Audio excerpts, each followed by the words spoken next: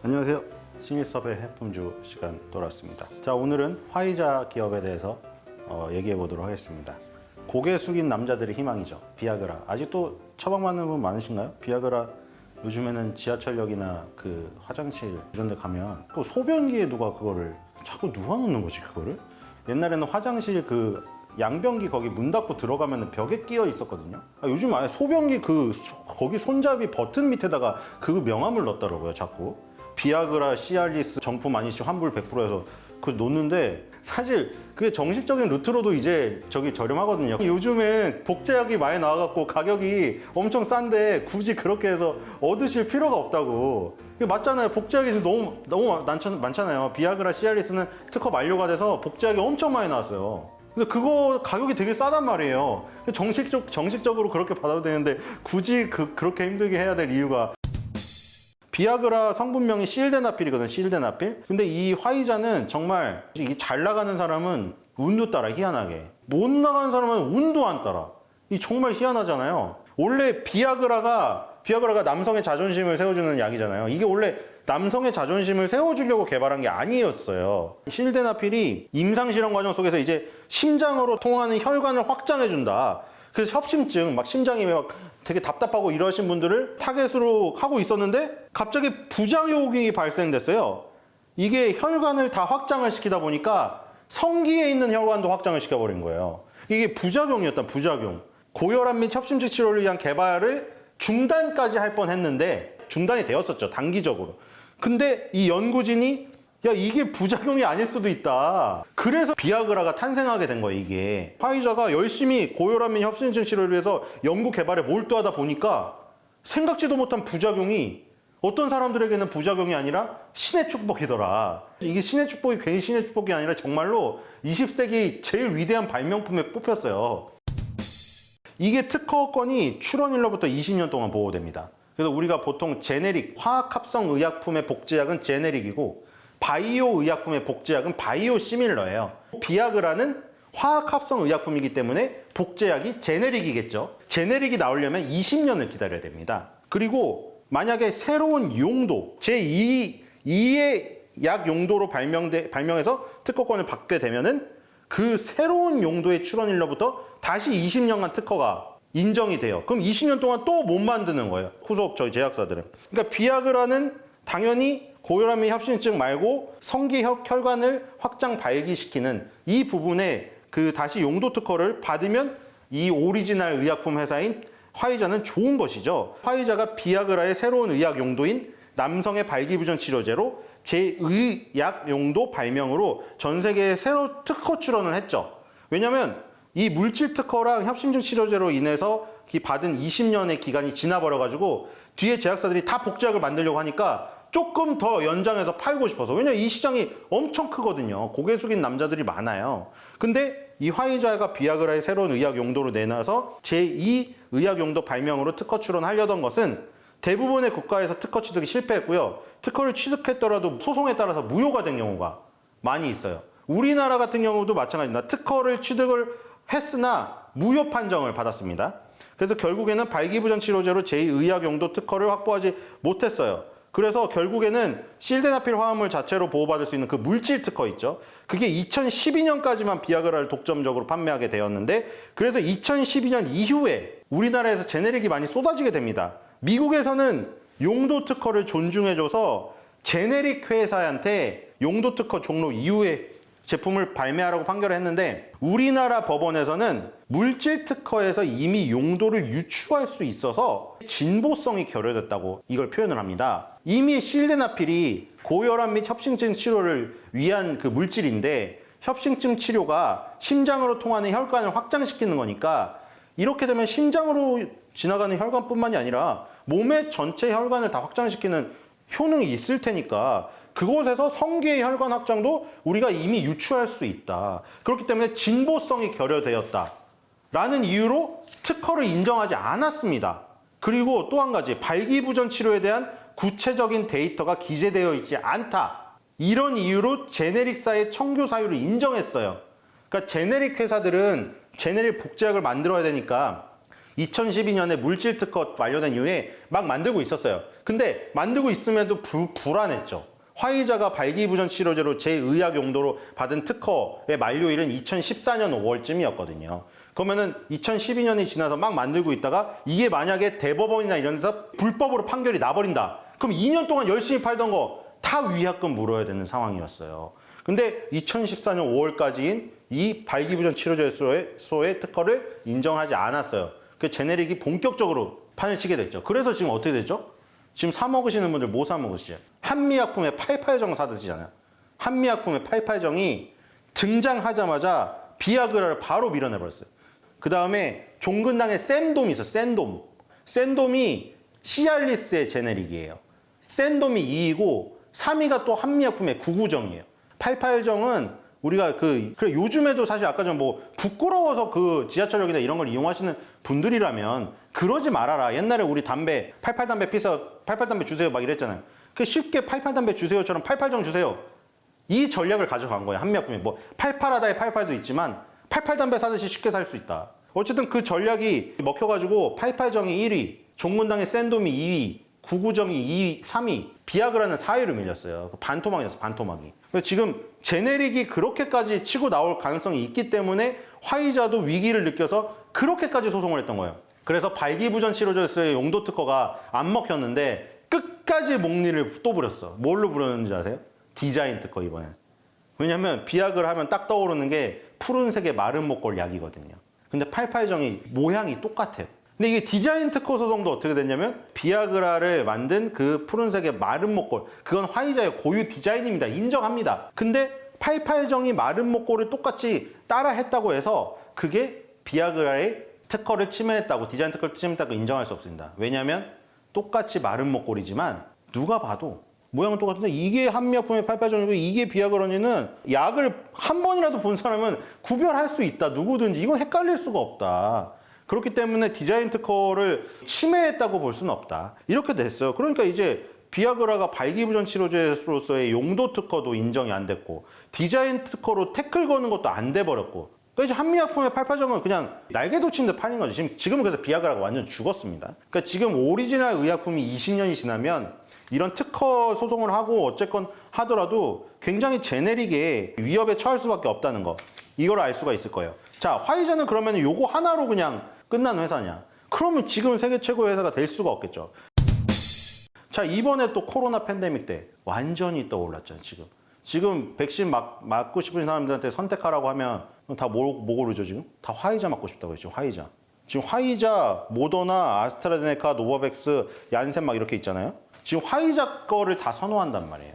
왜 그렇게 됐을까? 이 독감 백신 개발을 위해서 이미 2018년 코로나 팬데믹 이전에 백신 개발을 위해서 독일의 바이오엔테크, 지금 화이자 mRNA 백신 개발했다고 하니까 다 화이자가 개발한지 알죠? 화이자 그리고 태그를 한 다음에 바이오엔테크를 써줘야 돼요. 독일의 바이오엔테크 기술로 만든 거잖아요.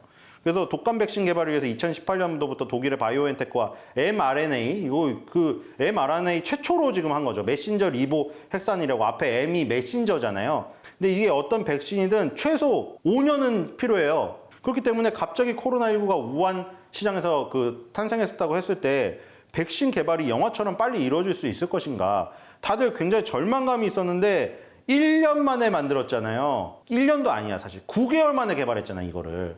그것도 교과서에만 등장하던 mRNA를 이용해서 2020년 12월 8일 날 이 우한 폐렴이 일어난 지 1년도 채 안 돼가지고 신종 코로나 바이러스, 코로나19 백신 접종이 시작됐어요. 이게 화이자랑, 미국 화이자랑 독일 바이오엔테크가 공동 개발한 거고, 화이자 백신이라고 그만 나오는데 독일 바이오엔테크의 기술력이 있는 겁니다. 이게 왜 새로운 방식이냐면 기존의 백신은 우리가 몸의 면역력을 기르기 위해서 병원체를 투입을 하는 거예요. 근데 대신에 그 병원체는 감염성이 없어요. 그래서 감염성이 없는 병원체 일부를 넣어요. 그건 몸에서는 우리가 스스로 지키려고 하는 방어력이 있기 때문에 면역체계가 작동을 해요. 그래서 면역력이 생기는 원리예요. 보통의 백신의 원리가. 근데 mRNA 백신은 실제 병원체 투입을 안 해요. 유령처럼 가짜로 투입을 해. 어떻게 하냐면 몸이 스스로 백신을 만들어도 가르쳐요. 그래서 메신저가 붙은 거예요, M. 이건 정말 가상현실의 세계 메타버스 시대에 일어나는 일이잖아요, 우리가. 전쟁터를 직접 경험할 수 없으니 전쟁터 같이 꾸며진 메타버스에서 우리가 전쟁놀이를 할 수가 있잖아요. 그런 거랑 똑같은데 mRNA 백신이 그런 거예요. 그리고 개발비와 상용화에 따른 이익을 50대 50으로 바이오엔테크랑 나누기로 하고 기술을 활용한 거예요. 메신저 리보액상 기술을. 근데 화이자가 개발비 전액을 부담했습니다. 왜냐하면 바이오엔테크는 화이자 같은 거대 제약사가 아니고 바이오 그 벤처 회사기 때문이에요. 기술만 갖고 있는. 그래서 화이자가 개발비 전액을 부담하고 그 위험을 감수하면서 프로젝트가 실패할 경우에 모든 손실은 화이자가 진다. 근데 어쨌든 간에 지금 화이자가 개발비를 댄 것은 바이오엔테크가 그만한 여력이 없었기 때문에 화이자가 좋은 면으로 봐서는 미인 거죠. 그리고 뭐 둘 다 윈윈한 거죠. 기술을 제휴했기 때문에. 그래서 화이자가 전 세계 백신 선호도에 1위에 올랐습니다. 요 지금 코로나 팬데믹 이 기간을 통해서 화이자는 비아그라로 20세기 최고의 발명품을 이룩을 하고 다시 21세기에 들어가지고 인류를 구한 이게 과거로 돌아가면 어떠냐. 화이자는 항상 이런 절망적인 타이밍에 나라의 위기나 질병의 위기나 이럴 때마다 장사치를 했다. 근데 그게 화이자가 무슨 어떤 그 적십자회처럼 뭐 봉사단체가 아니잖아요. 그런 거를 개발한 인력이나 이런 사람들에게 돌아가는 것도 있어야 될 거고, 주주 입장에서도 환원되는 게 있어야 되잖아요. 기업이 무슨 공기업이나 봉사단체가 아니기 때문에 인류에 이바지하는 건 맞죠. 의료 분야에 있기 때문에. 하지만 돈을 벌어야죠. 기업이니까. 그런 부분에서는 이 그 절체절명의 위기를 장사로 이용했다. 이거보다는 절체절명의 위기 순간에 항상 히어로 같이 등장했다. 그렇게 얘기할 수도 있겠죠. 1928년에 영국 런던의 세인트 메리 병원에 근무하던 알렉산더 플레밍이라는 분이 계셨습니다. 여기서 페니실리움이라는 푸른 곰팡이에서 병원균을 죽이는 성질이 있다는 사실을 이분이 발견을 해요. 지금 이거 항생제 없었으면 사람들 엄청 죽었을 겁니다. 지금 병원에서 처방되는 약에 전부 항생제 들어있죠, 지금. 항생제를 워낙 많이 맞다 보니까 지금 항생제 오남용에 대한 얘기도 나오고 있는데 항생제가 없었으면은 우리는 일상생활 속에 균이 얼마나 많아요. 지금 미세먼지에 들어있는 균도 많고 균에 다 노출돼가지고 사람이 살 수가 없어요. 플레밍 이분이 페니실린을 추출하는 데는 성공을 했는데 이거를 대규모로 제조를 해가지고 일반인들이 상용적으로 쓸 수 있는 약을 개발하는 데는 이분 혼자 힘으로는 힘들었어요. 이거를 상업화하는 28년에 페니실린 요거를 발견한 걸 갖다가 1940년대 화이자가 상업적으로 약품화를 시켰어요. 근데 여기서 언제 떴냐? 지금 코로나 팬데믹 때문에 뭐 mRNA 백신으로 떼돈을 벌었다 이러잖아요. 여기는 또 전쟁이 있었거든요. 세계 2차 대전. 2차 세계대전에서 뭐 무기판 회사도 돈을 많이 벌었지만 화이자도 엄청난 떼돈을 벌었어요. 지금 이 항생제가 페니실린이 개발되기 전에 1900년대 인간 평균 수명이 36살입니다. 끔찍하죠. 요즘에 남녀가 36세가 돼도 결혼을 안 하시는 분이 대부분인데 지금 인간 평균 수명이 100세 얘기가 나오고 있죠. 이렇게 넓히는 데는 물론 뭐 음식의 질이 올라가고 삶의 그 어떤 여러 가지 도구들이 생기고 운동기구도 생기고 이런 것도 있지만 가장 큰 역할을 한 거 페니실린. 왜냐면 영유아 절반이 10세가 되기 전에 사망했다는 거예요. 지금 생각하면 정말 끔찍한 일이죠. 페니실린이 영유아의 이 10세가 되기 전에 사망률 절반인 이 끔찍한 이 세상을 구해줬어요. 항생제로 인해서. 우리 인간이 균에 얼마나 취약한지 아실 수가 있겠죠. 상용화된 게 1950년대죠. 1940년대 아까 전에 2차 대전에서 연합군 그리고 군인들한테 대상으로 엄청난 효능 효과를 발휘한 다음에 1950년대 상용화를 시켜서 52세로 평균 수명이 무려 거의 20년이 늘어난 겁니다. 이게. 항생제가 처음에 우리가 균에 취약한 이런 상황 속에서 인류를 구해주는 역할을 했다. 그래서 지금 보시면 화이자는 이거 많고도 화이자의 포트폴리오 많지만 정말 그냥 역사책에 찍은 거는 다 만들었습니다. 페니실린을 만들었고 그 다음에 비아그라로 우연찮게 운이 좋았다고 표현도 하지만 화이자의 노력의 어떤 일환에서 도움을 받은 거. 그래서 비아그라로 대박을 터뜨리고 20년이 특허가 만료되고 나서 제네릭에 휩쓸려서 그 비아그라의 어떤 시대는 막을 내렸지만 그 다음에 또 코로나 팬데믹 때 누구도 상상치 못했던 mRNA 백신이란 것을 만들어서 항상 우월적 지위를 유지하고 있는 기업이다. 지금 돈을 많이 벌어들여서 굉장히 상업적이다. 그것은 화이자라는 기업이 본질적인 부분이 당연히 상업적인 기업이기 때문에 그런 거고 상업적인 기업으로서의 그 돈을 벌면서 인류에다가 굉장히 공헌을 했던 이런 부분도 굉장히 지금 그 부각을 받아야 됩니다. 비아그라도 인류에 공헌을 했죠. 엄청나게 수많은 남자들, 고개 숙인 남자들의 자신감을 갖게 했고 자 지금 보시면 이제 위드 코로나로 가잖아요. 코로나가 지나더라도 코로나 mRNA 백신은 이제 코로나 백신은 이제 덜 맞게 되니까 화이자의 그 부분은 줄어들 거예요. 근데 생각해 보시면 이 외부 활동이 많아지고 좀 사람들이 외식을 하고 이제 즐겁게 되면은 그동안에 미뤄왔던 생산 활동도 더 하게 돼. 그러니까 비아그라도 뭐 제네릭 때문에 저게 조금 그 점유율이 줄어들긴 했지만 그 밤에 생산 활동을 많이 하게 되시기 때문에 이런 발기부전 치료제도 이제 더 처방을 많이 받게 되는 때가 옵니다.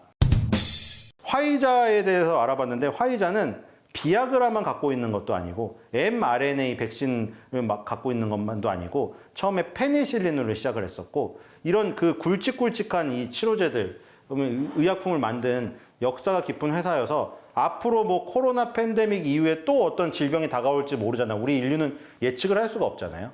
또 어떤 팬데믹이 다가오거나 전쟁이 정말 발생이 된다. 이러면은 예전에 화이자가 했던 것처럼 또 위기의 순간 굉장히 높은 기술력으로 그 시장을 선점할 거고 항상 앞서 나갈 가능성이 높죠. 왜냐면 수십 년간 그래왔기 때문에 앞으로 수십 년간 일어날 질병의 위기, 전쟁의 위기, 또 우리가 생각하지 못하는 이런 위기 속에서도 화이자는 또 역할을 또 해낼 것이다. 이렇게 생각이 됩니다. 그래서 화이자에 그 관심을 가져보셨으면 좋겠고요. 요즘에 그 미국의 그 테크주들이 흔들리는 가운데 제약주들이 좋습니다.